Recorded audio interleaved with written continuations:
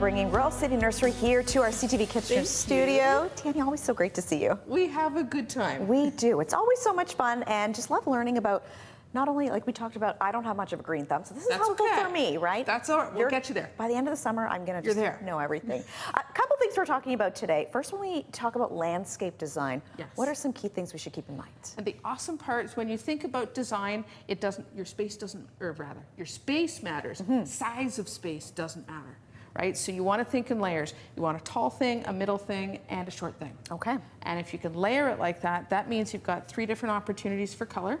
You've got 3 different opportunities for bloom or fragrance or anything else. So if you choose your right plants in the right spot, you can get flower color from April to October. Beautiful. And definitely a couple options here. Oh, yes. Endless options. Yes. So today I brought the van load. You sure did. I did. I brought some cool stuff. So today this is all about small plants for small spaces, right? So if we have a townhouse, if you have even a balcony, you've got pots, you want to do a collection of gardens in your pots, or really our backyards and front yards are getting smaller. So even though you may have a small or a tight space, you still want to think about the things, again, your specimen piece. Right. So I brought in a weeping larch. That's that little funky dude on the side there. This one's deciduous, which means it's going to lose its needles. Turns Don't be alarmed. No, this is okay. Goes bright yellow in the fall. Okay. And sun or shade. Beautiful. It doesn't care. Low maintenance? Low maintenance. You're good to go. My favorite. So that would give you the tall, it would give you the height. You only want one specimen. And then the middle layer, we want to work in 3s or 5s. Okay. Kind of really the same as you do your annual pots. Right. So when we're talking about that mid layer, we want to think shrubs. So whether it's things like that Woodgelia there, love that one. Beautiful That's color. one called Midnight Sun. Very nice. Gorgeous.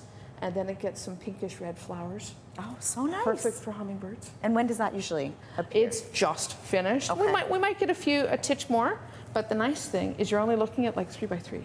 Perfect. Tiny. We've got some hostas. I totally thought about you. This one's called Wild Imagination. We talked about hostas last time too, because there are so many different kinds, and these are beautiful. So we've got some dwarf hostas, which will do 18 inches, or even down in the front, the mini teacups. Beautiful. These guys, they're at full height. Oh my gosh. So you could do ground cover with these. Okay. Right? It's a nice color too. Beautiful. That pop of color. Beautiful. If you don't have shade and you've got a little bit more sun, you want to do something a little bit more funky for ground cover space. We've got the hens and chicks.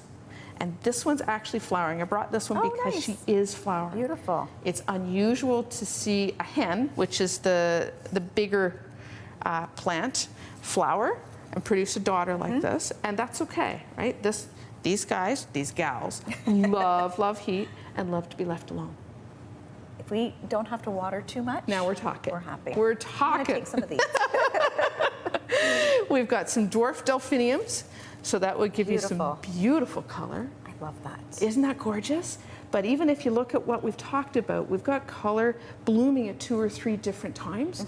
So then that way, even in a small space, you get that extension of color, and you can extend your personality too. Right.